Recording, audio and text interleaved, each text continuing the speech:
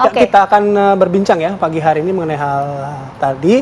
Ada narasumber yang sudah bergabung bersama kami. Yang pertama ada Bang Herman Khairon, ini Kepala Badan Pembinaan Organisasi Kaderisasi dan Keanggotaan DPP Partai Demokrat, bergabung bersama kami melalui online. Selamat pagi Bang Herman, Assalamualaikum. Selamat pagi.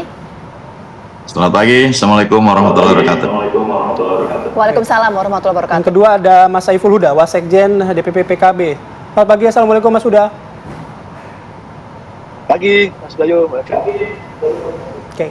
Di studio juga sudah hadir ada Ahmad Khairul Umam, analis politik dari Universitas Paramadina. Pagi.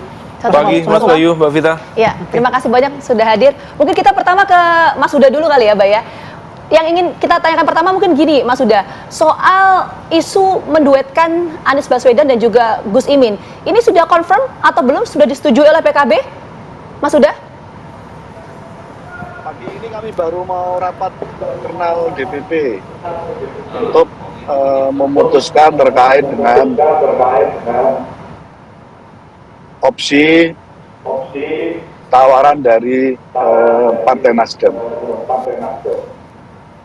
Oke, baru akan diputuskan ya Mas Huda, tapi apakah sudah ada proposal yang disampaikan oleh Partai Nasdem ke PKB untuk menduetkan Anies dan Gus Imin ini? Sudah ada proposal itu belum? Sudah, dan ini sedang akan kita bahas pada pagi hari ini. Karena itu saya tidak dalam kapasitas untuk mendahului hasil rapat pleno DPP. Kita tunggu saja karena rapat sebentar lagi akan dimulai sekitar jam 8 lebih. Iya. Mas Huda, yang membawa proposal untuk menduetkan Anies Baswedan dan juga Gus Imin, apakah hanya satu sosok Pak Surya Paloh saja? Ya, terkait dengan itu, saya kira nanti akan disampaikan suatu saat kalau ini jadi gitu. Jadi saya belum bisa membuka terkait dengan itu, karena ada satu tahapan yang harus kami tuntaskan dulu. Pada pagi hari ini kami akan merapatkan itu di dalam rapat pleno DPP. Proposal itu datang ke PKB kapan, Mas Huda?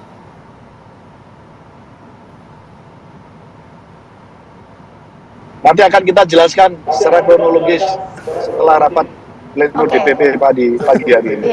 Tapi menarik setidaknya yang disampaikan oleh Mas Huda, ini sudah ada proposal yang masuk ke PKB ya. Saya mau ke Demokrat kalau gitu, ke Bang Herman. Bang Herman, ini sebetulnya tadi kan Mas Huda menyampaikan sudah ada proposal yang disodorkan oleh partai politik ke PKB begitu ya. Demokrat sudah mengetahui ini sejak kapan?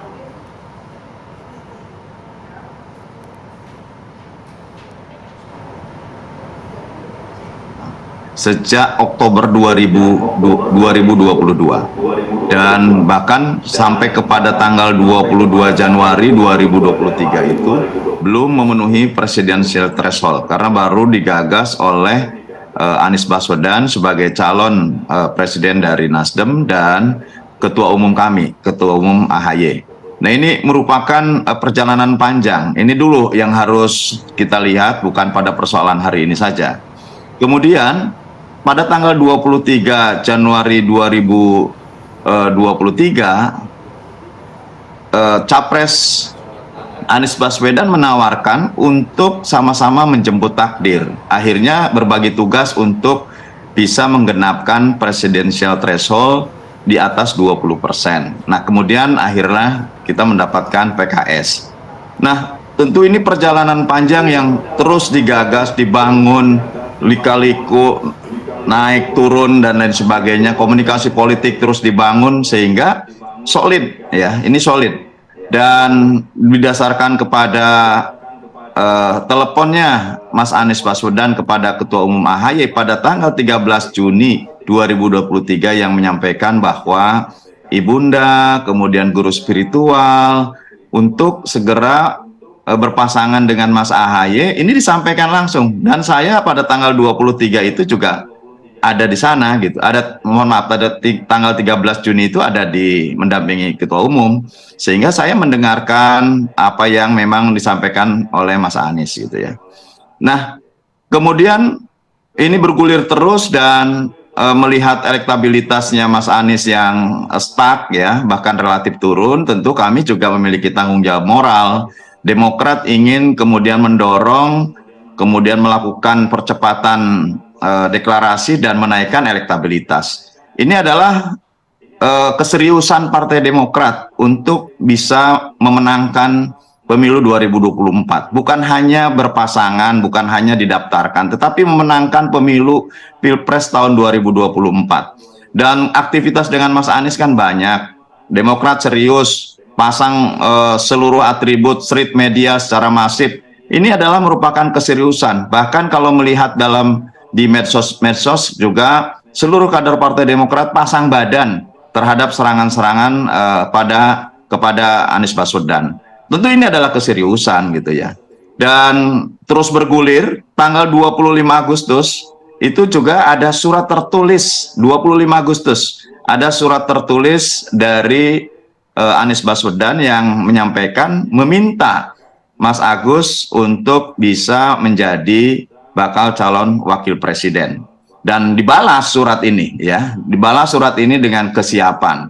Atas dasar inilah kemudian diseriusi dan kemudian kami juga memiliki catatan sebetulnya bahwa paling tidak ada beberapa waktu yang ini dijadikan janji-janji untuk melaksanakan deklarasi oleh bakal calon presiden. Misalkan pada waktu Idul Fitri sudah dijanjikan bisa dilaksanakan deklarasi. Kemudian pada waktu Idul Fitri, kemudian bisa dilakukan lagi sebelum naik haji. Bahkan hampir pasti bahwa akan disampaikan deklarasi setelah pulang naik haji maksud saya.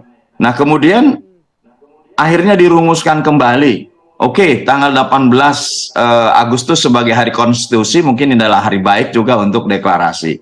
Nah akhirnya pertemuan lebih pasti dilakukan, roadshow, tim 8 bersama Baca Pres ketemu dengan Pak Surya Paloh. Disampaikan kembali, artinya nama AHY sebagai calon wakil presiden sudah disampaikan kepada 3 partai petinggi ini. Nah setelah dengan Pak Surya kemudian ke Ketua Majelis Tinggi Partai Demokrat, Pak SBY, dan kemudian satu hari berikutnya adalah ke Pak Salim Segaf gitu ya. Nah inilah rangkaian-rangkaian yang kemudian harus menjadi catatan penting bahwa kita sebagai anak bangsa, sebagai partai politik yang menjadi panutan rakyat di seluruh Indonesia, bahkan sebagai calon pemimpin-pemimpin bangsa ya harus menjaga komitmen, etika, dan kemudian moralitas dalam membangun sebuah komitmennya gitu. Nah oleh karena itu kita serius ya, tetapi lagi-lagi tiba-tiba ada kabar yang kurang enak. Tanggal 29 Agustus kami sudah mendapatkan kabar bahwa ada konstelasi politik baru ya antara Nasdem dengan PKB. Tentu secara politik itu sah-sah saja, tapi secara etika politik kami mempertanyakan ini karena di luar konteks Koalisi Perubahan untuk Persatuan ada pertemuan-pertemuan yang kemudian ini menjadi menuju kepada pencalonan capres dan cawapres yang tidak pernah dibicarakan sebelumnya di dalam Koalisi Perubahan yang sudah membentuk tim 8 sejak awal.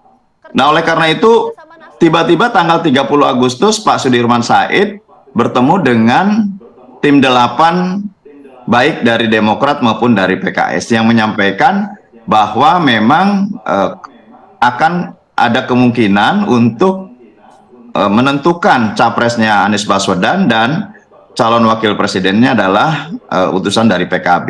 Ini tentu menjadi aneh bagi kami yang selama ini digagas, dibicarakan, dikawal apa gitu. Pentingnya apa? Karena di luar konteks yang telah kami bangun, kemudian Nasdem mencari kesempatan baru seolah-olah bahwa kami dianggap tidak penting, tidak setara, dan ironisnya bahwa bakal calon presiden yang di dalam piagam koalisi sudah ditetapkan memiliki mandat untuk memiliki menentukan cawapres juga keluar konteks gitu, sama gitu pada akhirnya. Bang Herman, kita bisa lanjut lagi ya Bang Herman ya. Nanti saya juga akan tanya apa respon dari AHY, apakah segera menentukan sikap untuk keluar tidak lagi bersama Nasdem atau seperti apa? Kita bahas Sebentar sesaat dulu, lagi ya. Mas, Kami ini harus jeda break. terlebih dahulu. Apa kabar Indonesia Pagi akan kembali Sedikit. sesaat lagi. Oh ya. Nanti.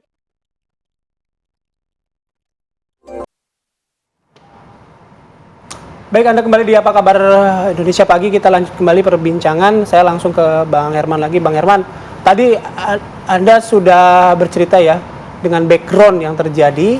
Nah, apa respon Mas AHY dan Pak SBY ketika mendengar ini? Oh ya, sebelum kami lanjut juga, kami ingin menyampaikan bahwa kami juga sudah mengundang perwakilan dari Nasdem. Namun dari sejumlah undangan yang kami kirimkan, mereka belum bisa untuk ikut hadir dalam diskusi pagi hari ini. Oke, Bang Herman, jadi apa respon Mas AHY dan Pak SBY atas peristiwa yang kemarin, Mas?